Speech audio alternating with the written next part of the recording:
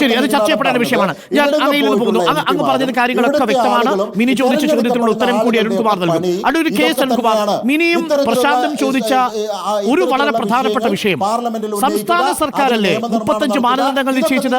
സംസ്ഥാന സർക്കാരല്ലേ മറ്റു ജോലിക്ക് പൊക്കൊണ്ടിരുന്ന ആശാവർക്കർമാരെ ആ ജോലികളിൽ നിന്ന് വിലക്കി അവർക്ക് വേണ്ടി എക്സ്ക്ലൂസീവായി ഈ ജോലി നിശ്ചയിച്ചു കൊടുത്തത്? അപ്പോൾ അങ്ങനെയുള്ളവർക്ക് ഇൻസെൻറ്റീവ് 700 രൂപയെങ്കിലും മിനിമം ഒരു ദിവസം കിട്ടത്തക്ക രീതിയിലേക്ക് ഇൻസെൻറ്റീവ് വർദ്ധിപ്പിക്കണ്ടേ? ഓണറേറിയം എന്നുള്ള പദപ്രയോഗം മാറ്റിവെക്കൂ, ശമ്പളം എന്നുള്ള പദപ്രയോഗം മാറ്റിവെക്കൂ. പക്ഷേ 35ഓളം ജോലികൾ ചെയ്യേണ്ടി വരുന്ന ആശാവർക്കർമാരെ സംബന്ധിച്ചിടത്തോളം അവരുടെ ജോലി ഇത്രയധികം കൂട്ടി നൽകിയതും മറ്റു ജോലികളിൽ നിന്ന് അവരെ വിലക്കിയതും സംസ്ഥാന സർക്കാരാണെങ്കിൽ ആ ഉത്തരവാദിത്വത്തിൽ നിന്ന് സംസ്ഥാന സർക്കാരിന് ഒളിച്ചോടാൻ കഴിയില്ല. അത് കേന്ദ്രത്തിന് മേൽ ചാരിവെക്കരുത്. 2000 കൊടുക്കുന്ന ഉത്തർപ്രദേശിന്റെ പണിയല്ല കേരളത്തിലെ ആശാവർക്കർമാർ എടുക്കുന്നത്. Advocate K S Arunkumar.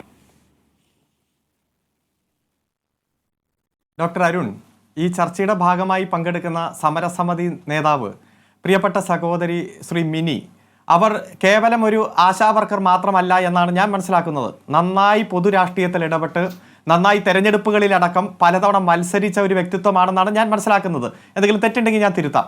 അവർ മനഃപൂർവ്വം ഈ ചർച്ചയിൽ തെറ്റിദ്ധരിപ്പിക്കുകയാണ്.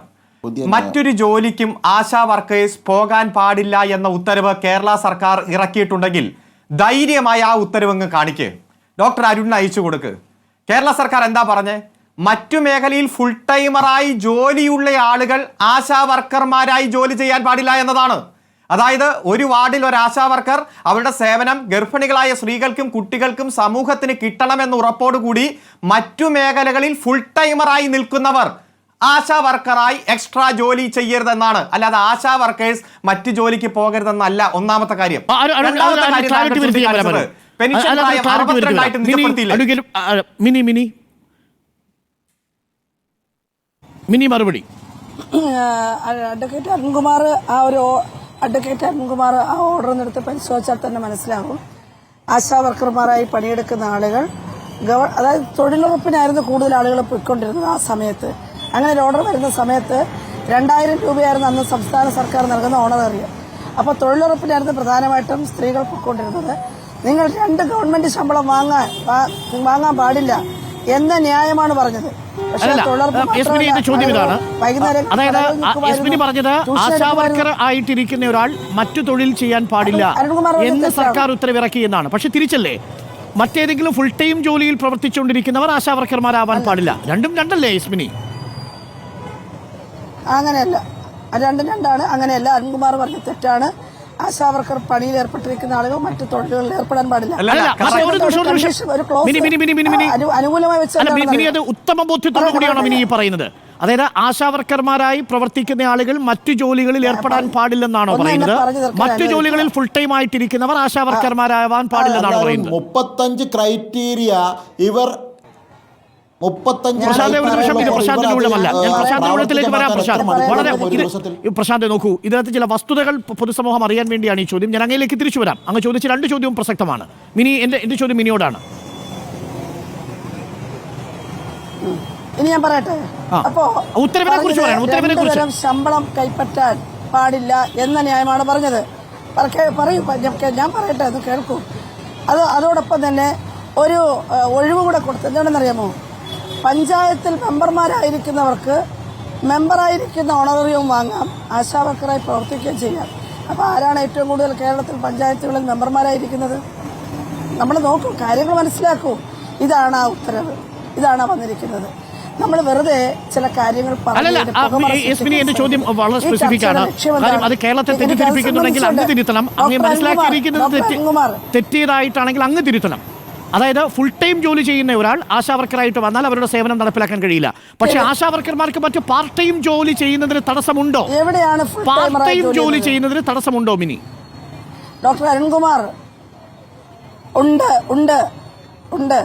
ആശാവർക്കർമാർക്ക് ഇറക്കിയിരിക്കുന്ന സർക്കുലറിൽ പറഞ്ഞിരിക്കുന്നത് മറ്റു ജോലി ചെയ്യുന്ന ആളുകളല്ലല്ലോ ആശാവർക്കർമാരായി വരുന്നത്, മറിച്ച് ആശാവർക്കർ പണിയിൽ ഏർപ്പെട്ടിരിക്കുന്ന ആളുകൾക്ക് മറ്റു തൊഴിലുകളിൽ ഏർപ്പെടാൻ പാടില്ല എന്ന് തന്നെയാണ് സ്പെസിഫിക് ആയിട്ട് തന്നെയാണ് പറഞ്ഞത്. മറ്റു പൂർണ്ണ തൊഴിലുകൾ എന്നല്ലേ, ഫുൾ ടൈം ജോബ് എന്നല്ലേ പറഞ്ഞിട്ടുള്ളത്? പൂർണ്ണ തൊഴിലാണോ എന്ത് തൊഴിലാണെന്ന് അർത്ഥ തൊഴിലാണോ എന്നുള്ളതല്ല. ആശാവർക്കർമാർ അരുൺ മറുപടി. തൊഴിലുകൾ അരുൺ മറുപടി. ഇതാണ് മിനിയുടെ മറുപടി. ഡോക്ടർ അരുൺ, എന്റെ സമയമാണ്. ശരി. മിനി അതിനകത്ത് ക്ലാരിറ്റി വരുത്തിയിട്ടുണ്ട് കെ എസ് അരുൺകുമാർ. അരുൺ, ഞാൻ പറഞ്ഞ വാചകത്തിൽ 100% ക്ലാരിറ്റിയോടെ ഞാൻ പറയുന്നു. മറ്റു മേഖലകളിൽ ഫുൾ ടൈം ജോലിയായി ചെയ്യുന്നവർ അവർ ആശാ വർക്കേഴ്സായിട്ട് ജോലി ചെയ്താൽ സമൂഹത്തിന് വേണ്ടത്ര സേവനം കിട്ടില്ല. അതാണ് ഗവൺമെന്റ് ഉത്തരവ്. ഒന്നാമത്തെ കാര്യം. രണ്ടാമത്തെ കാര്യം, 62 വയസ്സായവർ റിട്ടയറായി പോകണം എന്നൊരു ഉത്തരവ് കേരള ഗവൺമെന്റ് ഇറക്കിയെന്ന് പറഞ്ഞു. ബഹുമാനപ്പെട്ട മിനി സഹോദരി, ആ ഉത്തരവ് ഒന്ന് കാണിക്ക്. അത്തരത്തിലൊരു ഉത്തരവ് കേരള ഗവൺമെന്റ് ഇറക്കിയിട്ടില്ല. ഇവിടെ 62 കഴിഞ്ഞവരും 65 ആയവരും 68 ആയവരും എല്ലാം ആശാ വർക്കേഴ്സായി നമ്മുടെ കേരളത്തിൽ ജോലി ചെയ്യുന്നുണ്ട്. ഇല്ല, നുണയാണ്, പച്ചയായ നുണ. ഒരു കാര്യം ഞാൻ പറഞ്ഞ് അവസാനിപ്പിക്കാം. ഇൻഷുറൻസുമായി ബന്ധപ്പെട്ടുകൊണ്ട് ഇവിടെ പറഞ്ഞു. ഉത്തരവുണ്ടോ? ഒരു നിമിഷം കെ എസ് അരുൺകുമാർ, ഒരു നിമിഷം. മിനി അങ്ങനെ ഒരു ഉത്തരവുണ്ടോ? അങ്ങനെ ഒരു ഉത്തരവ് 2022 മാർച്ച് 22 ഇറക്കിയ ഉത്തരവ്. മാർച്ച് 2 അതായത് എഴുതി വെച്ചോളുക അരുൺകുമാർ. 2022 മാർച്ച് 2 ഇറക്കിയ ഉത്തരവാണ്. ആ ഉത്തരവ് പിൻവലിക്കണമെന്ന് ആവശ്യപ്പെട്ടുകൊണ്ട് ഞങ്ങൾ നിയമസഭ മാർച്ച് നടത്തിയതാണ്. അത് കഴിഞ്ഞിട്ട് മന്ത്രി പങ്കെടുത്ത യോഗത്തിൽ പത്രക്കാർ ചോദിച്ചപ്പോൾ അത് ഉദ്യോഗസ്ഥർ തെറ്റിദ്ധരിപ്പിച്ചതാണെന്ന് പറഞ്ഞു.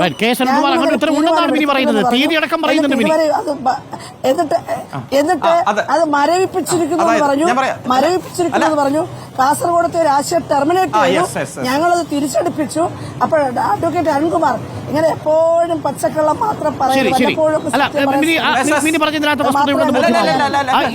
അരുണിന്റെ മറുപടി കേൾക്കാം. അരുൺ, മിനി വ്യക്തമായി പറയുന്നു തീയതി സഹിതം. അത് പിന്നീട് പിൻവലിച്ചു എന്ന് പറയുന്നു, ഫ്രീസ് ചെയ്തു എന്ന് പറയുന്നു. അതെ,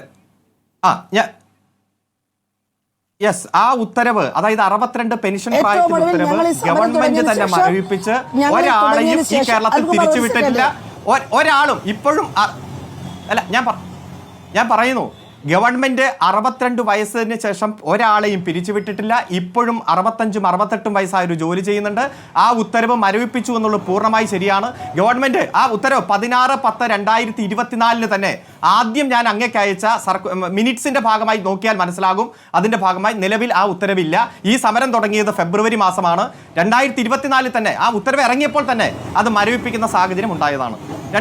മൂന്നാമത്തെ കാര്യം, ഇൻഷുറൻസുമായി ബന്ധപ്പെട്ടുകൊണ്ട് ഇവിടെ പറയുന്നുണ്ട്. കേന്ദ്ര സർക്കാർ തന്നെ ആശ്വാസ കിരൺ ഇൻഷുറൻസ് ആശാ വർക്കേഴ്സ് മറുപടി കൂടിയുണ്ട് മിനിക്ക്. ആ മിനിയുടെ അഭിപ്രായം കൂടി കേട്ട് പോവാം. ഒരു നിമിഷം കേസ് എടുക്കുക. ഞാൻ അങ്ങയിലേക്ക് മടങ്ങി വരും, തീർച്ചയായും വരും. മിനി പറഞ്ഞോളൂ. ഡോക്ടർ അരുൺകുമാർ, ഈ മരവിപ്പിച്ചു എന്ന് പറഞ്ഞ ഉത്തരവിനെ സംബന്ധിച്ച് വീണ്ടും അന്വേഷണങ്ങൾ നടത്തുകയും കഴിഞ്ഞ മാസം ഞങ്ങൾ NHM ഡയറക്ടർക്ക് കൊടുത്ത അപേക്ഷയിന്മേൽ ഈ സമരം തുടങ്ങി 4ാമത്തെ ദിവസം ഞങ്ങൾക്കൊരു നോട്ടീസ് വന്നു. 62 വയസ്സിൽ പിരിച്ചുവിടാനുള്ള ഉത്തരവ് നിലനിൽക്കുന്നു എന്ന് വളരെ വ്യക്തമായി എഴുതിയ കോപ്പി ഞങ്ങളുടെ കയ്യിലുണ്ട്. ലഭിച്ചതാണ് ഞങ്ങൾക്ക്. ഉത്തരവ് പിന്നെ HMന്റെ ഡയറക്ടർ എന്തിനാണ് തെറ്റിദ്ധരിപ്പിക്കുന്നത് ഈ സമരക്കാരെ? ഒരിക്കലുമില്ല. 62 വയസ്സ് കഴിഞ്ഞ ഒരാളെയും പിരിച്ചുവിട്ടിട്ടില്ല. ആ ഉത്തരവ് ഇറങ്ങിയ ഉത്തരവ് CI2 നടത്തിയ സമരത്തിന്റെ ഭാഗമായി മാസങ്ങൾക്ക് മുമ്പ് മരവിപ്പിച്ചതാണ്. അതിൽ ഞാൻ 100% മിനി ആ ഉത്തരവ് കയ്യിൽ വെച്ചുകൊണ്ടാണ് പറയുന്നത്. അങ്ങനെ NHMന്റെ ഡയറക്ടർ കൊണ്ട് ഉത്തരവ് ഇറക്കാൻ പാടുണ്ടോ? അങ്ങനെ ഉത്തരവ് മരവിപ്പിച്ചിട്ടുണ്ടെങ്കിൽ ഒരിക്കലും അല്ല, അങ്ങനെ ഇല്ല. മരവിപ്പിച്ച ഒരു ഇതിൽ അങ്ങനെ ഉത്തരവ് ഇറക്കാൻ പറ്റുമോ? ഇവരിപ്പോ ഈ അവസാന ഘട്ടത്തിൽ എന്തെങ്കിലുമൊക്കെ വേണമല്ലോ. ആദ്യം പറഞ്ഞല്ലോ, അല്ല ആദ്യം ഒറ്റ മിനിറ്റ് ഞാൻ പറയട്ടെ, ഇത് എന്റെ സമയമാണല്ലോ. ഇവിടെ തെറ്റിദ്ധരിപ്പിക്കുന്ന പ്രസ്താവന തന്നെ നടത്തുകയാണ്. ക്രൈറ്റീരിയ ഏർപ്പെടുത്തുന്നത് CI2, 62 വയസ്സിൽ പിരിച്ചുവിടാൻ ഉത്തരവിടിപ്പിച്ചത് ക്രൈറ്റീരിയ ഏർപ്പെടുത്തുന്നത് CI2 അല്ല. സമരം ചെയ്ത് മാറ്റുമെന്ന് പറയാം. വളരെ വിചിത്രമായ ഒരു സംഘടനയാണ് കേട്ടോ, വളരെ വിചിത്രമായ സംഘടനയാണ്. അല്ലല്ല അത് നിങ്ങൾക്ക് തോന്നും, അത് തോന്നും. കാരണം ആശാ വർക്കേഴ്സിനെ സംഘടിപ്പിച്ച് കൃത്യമായി ഈ ഗവൺമെന്റ് അധികാരത്തിൽ വരുമ്പോൾ വെറും 1000 രൂപയുണ്ടായിരുന്ന ഓണറേറിയം അല്ലല്ല അതൊക്കെ നമുക്ക് മനസ്സിലാവും. പ്രിയപ്പെട്ട സഹോദരി, മനസ്സിലാകും. ഈ ഗവൺമെന്റ് അധികാരത്തിൽ വരുമ്പോൾ വെറും 1000 രൂപയായിരുന്നു ഹോണറേറിയം. CI2 നടത്തിയ സമരത്തിന്റെയും ഇടപെടലിന്റെയും ഭാഗമായി അത് പടിപടിയായി 7000 മാറി. ഇൻസെന്റീവ്, ഫിക്സഡ് ഇൻസെന്റീവും ഉണ്ട്, അതുപോലെ തന്നെ ജനറൽ ഇൻസെന്റീവും ഉണ്ട്. ഫിക്സഡ് ഇൻസെന്റീവ് ആയാലും ജനറൽ ഇൻസെന്റീവ് ആയാലും അതിനും മേലെ വാങ്ങിക്കുന്ന ആനുകൂല്യം കിട്ടുന്നവർ, പ്രോത്സാഹനം കിട്ടുന്നവർ ഈ കേരളത്തിലുണ്ട്. ഡോക്ടർ അരുൺ, ഞാൻ അങ്ങേക്ക് ഒരു പട്ടിക അയച്ചിട്ടുണ്ട്. ആ പട്ടിക 2024 ഒക്ടോബർ, നവംബർ, ഡിസംബർ മാസത്തിൽ കേരളത്തിലെ കേരളത്തിലെ ആശാ വർക്കേഴ്സ് മേടിച്ച ശമ്പളമാണ്. അതിൽ ഒക്ടോബർ മാസത്തിൽ 24.23% ആളുകൾ, ഒറ്റ മിനിറ്റ് 24.23% ആളുകൾ 3000 രൂപയിൽ കൂടുതൽ ഈ ഇൻസെന്റീവ് മേടിച്ചവരാണ്. അതായത് ജനറൽ ഇൻസെന്റീവ് മേടിച്ചവരാണ്. നവംബർ മാസത്തിൽ 37.77%, അതായത് ആകെയുള്ള 26,000 ആശാ വർക്കേഴ്സിൽ 9,333 പേർ 3000 രൂപയിൽ കൂടുതൽ ഇൻസെന്റീവ് മേടിച്ചവരാണ്. അതുപോലെ ഡിസംബർ മാസത്തിൽ 34.57% പേർ കൂടുതൽ. അതെങ്ങനെ മേടിച്ചെന്താ വെച്ചാൽ ഓരോ വാർഡിലും ഗർഭിണികളായ സ്ത്രീകൾ, കുട്ടികളുടെ എണ്ണം അവർ ചെയ്യുന്ന ഡ്യൂട്ടിക്ക് അനുസരിച്ചിട്ടാണ്.